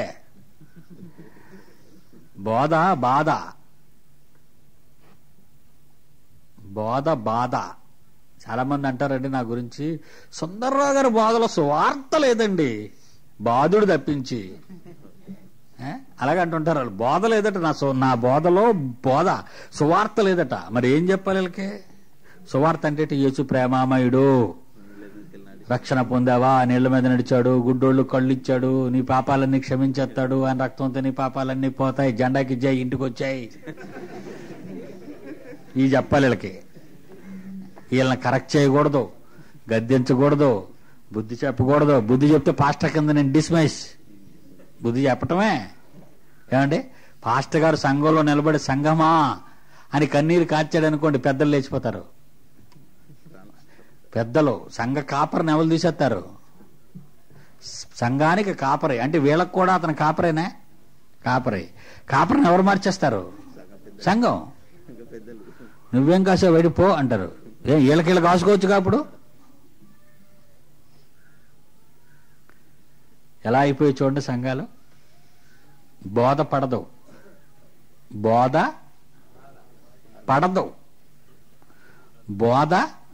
పడదు అంటే బోధ రియాక్షన్ ఇస్తుంది అనమాట. కొన్ని మందులు కొంతమందికి పడవు. నాకు పెన్సిల్ని పడదు, తెలుసండి, పెన్సిల్ని పడదు. కొన్ని మందులు కొంతమందికి పడవు, కొంతమందికి బ్రూఫిన్ పడదు. మందులు పడవు. క్రైస్తవులకు బోధ పడదు.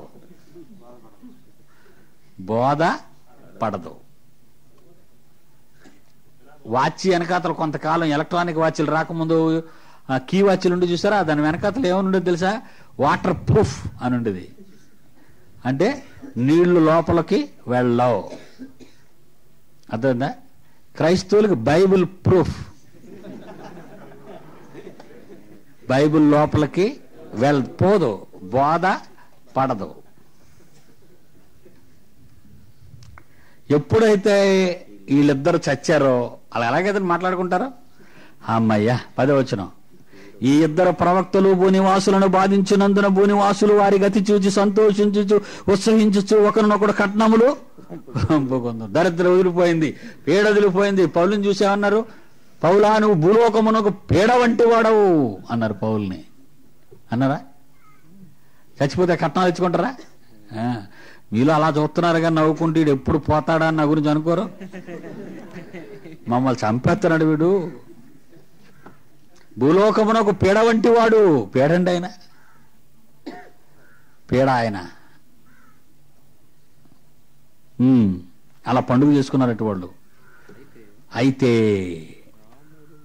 11వ వచనం, ఆ 3:30 దినములైన పిమ్మట దేవుని యొద్ద నుండి జీవాత్మ వచ్చి వారిలో ప్రవేశించెను గనుక వారు పాదములు ఊని నిలిచిరి. వారిని చూచిన వారికి మిగులు భయం కలిగను. మా చంపారండి బాబుళ్ళు, మయ్యుడు పోయారు, పీడ విరగడైపోయింది అని మనం పండుగ చేసుకుంటున్న ఈ సందర్భంలో మరలా నిలబడ్డారు వీళ్ళు. చూసారా, మళ్ళా నిలబడ్డారు వీళ్ళు. ఎలా? ఇప్పుడు ఎలాగా? మళ్ళా పండగల్లా దుఃఖదినాలుగా పాటించాలి ఇప్పుడు మనం. మళ్ళా లేచారట వీళ్ళు. అప్పుడు ఏం కలిగిందట వీళ్ళకి? మిగులు భయము కలిగెను. అంతే కదండి, మిగుల భయము కలిగెను. లోకాసు వార్త. ఎప్పుడైనా మళ్ళా వీళ్ళు లేచారా? జనులు చూచారా? వీళ్ళని చూచారా? మరలా వీళ్ళు లేచారా? జనులు చూచారా? మనుషులు భయపడ్డారా? ఇవి కావాలి మళ్ళా మనకు ఆన్సర్స్. అంతే కదండి. మళ్ళా వీళ్ళు లేచారా, జనులు వీళ్ళని చూచారా, చూచి భయపడ్డారా? లోకాసు వార్త 9వ అధ్యాయం 33, 34. లోకాసు వార్త 9వ అధ్యాయం. లోకాసు వార్త 9వ అధ్యాయం. Right sir. 33, 34. ఆ ఇద్దరు పురుషులు యేసుక్రీస్తు దగ్గరకు వచ్చారు మాట్లాడడానికి. ఎందుకంటే డిపార్ట్మెంట్ ముగ్గురిది ఒకటే డిపార్ట్మెంట్ కనుక. మీకు అర్థమైంది కదండి. ఊరు బయట కేసులు ఇవి.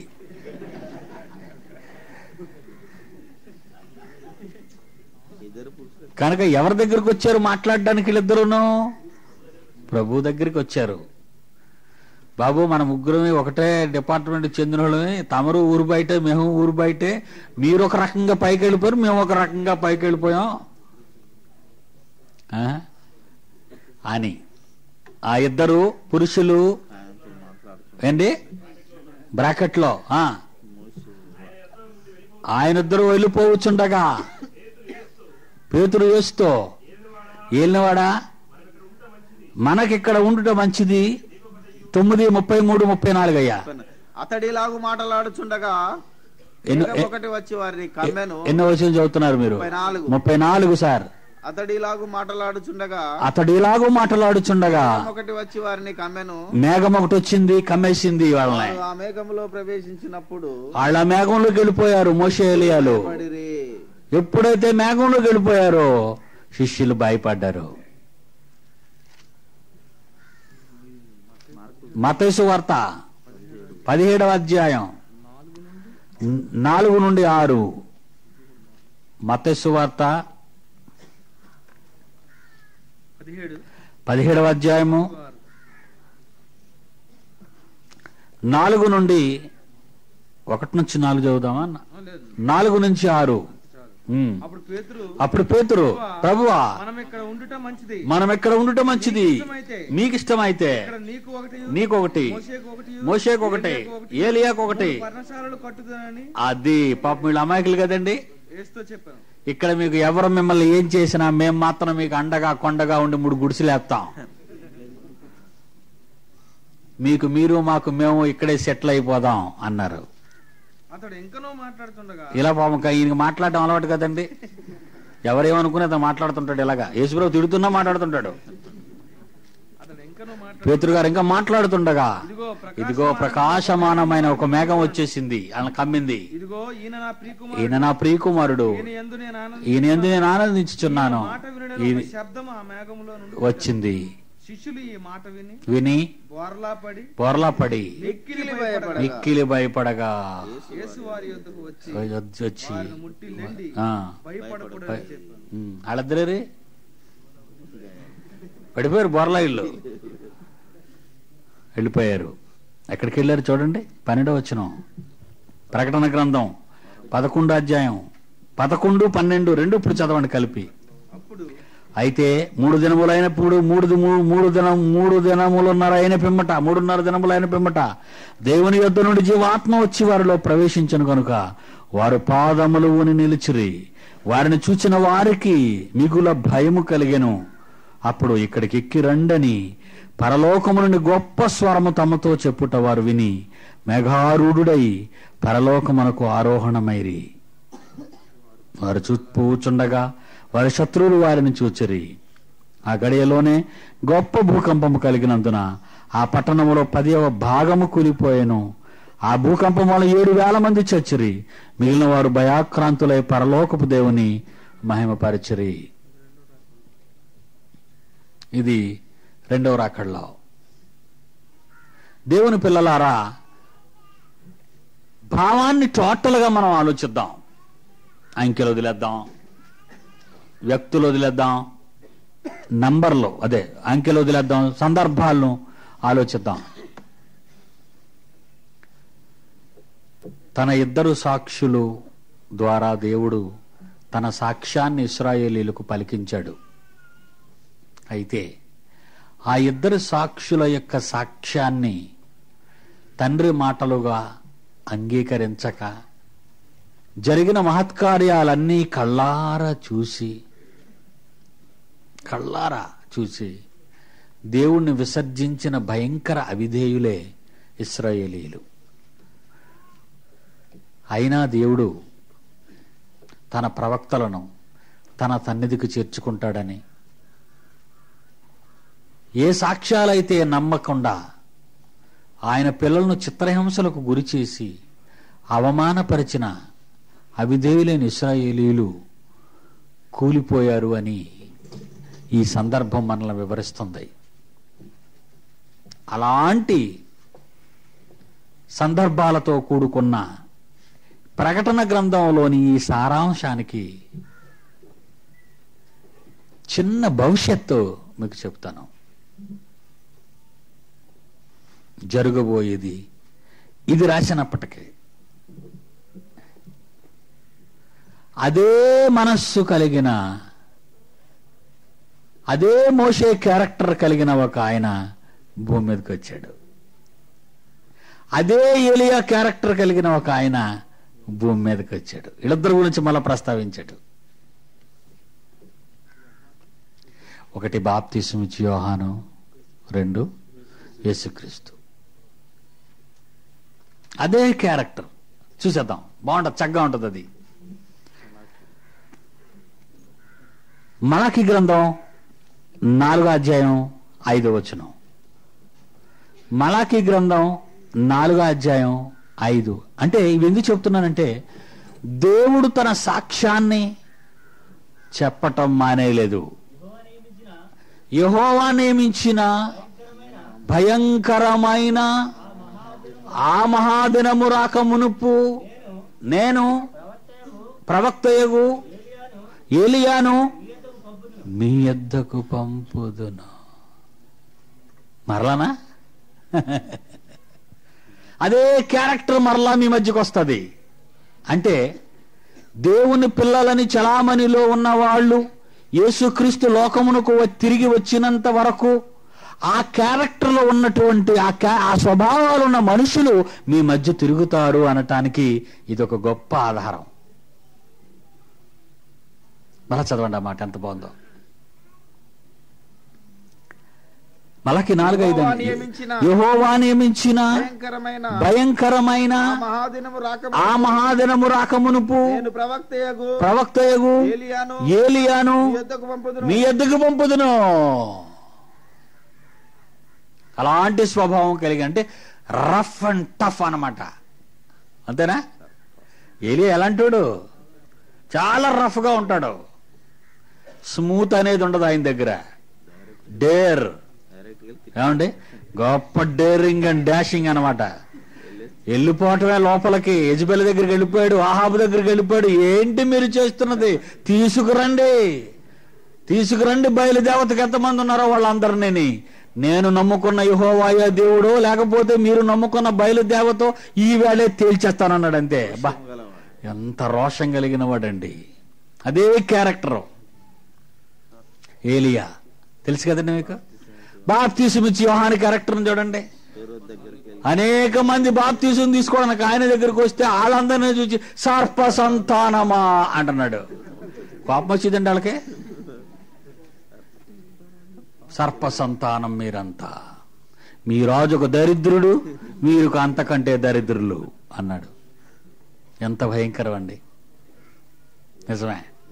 లూకాసు వార్త 1వ అధ్యాయం 17వ వచనం.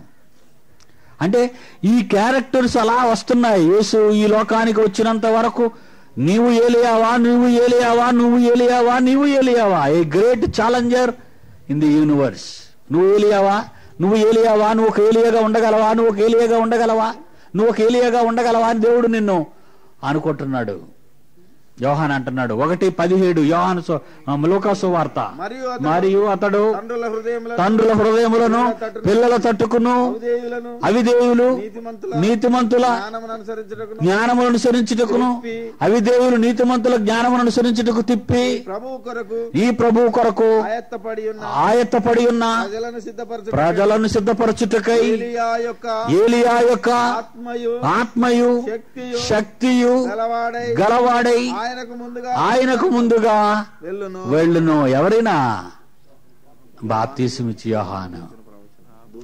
అందుకే తొందరగా తగ్గొట్టేశారు తన్నే. స్పీడ్ ఎక్కువ ఉండి దిగిపోతాడు. యాక్సిడెంట్ కదండి. Speed is death, slow is safe అంటాడు. రోడ్డు మీద వెళ్తుంటే బోర్డులు కనబడుతుంటాయి. Speed thrills but kills.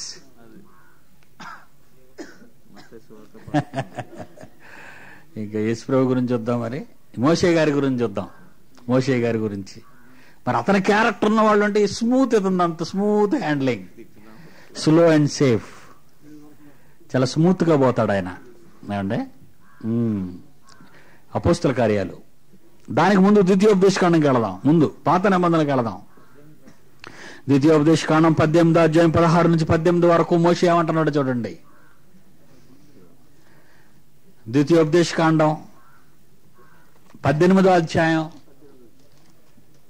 16 నుంచి వద్దాం, బాగుంటుందేమో. 16 నుంచి.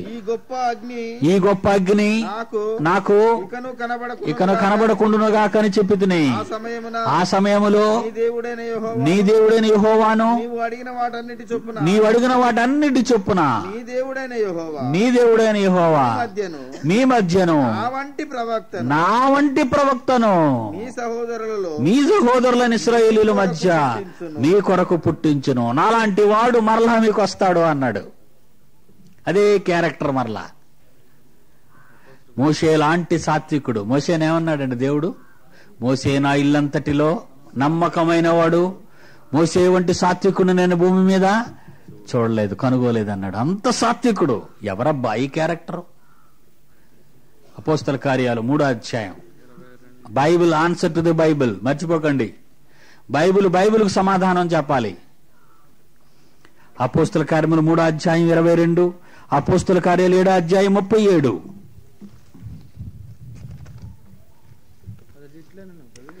అపోస్తల కార్యాలు 3వ అధ్యాయం 22. ఇశ్రాయేలీయులారా ఈ మాటలు మీరు వినండి. దేవుడు నజరేయుడగు యేసు చేత అద్భుతములు 3:20 మోషే ఇట్లనెను, ప్రభు అయిన దేవుడు నా వంటి ఒక ప్రవక్తను మీ సహోదరులలో నీ కొరకు పుట్టించును.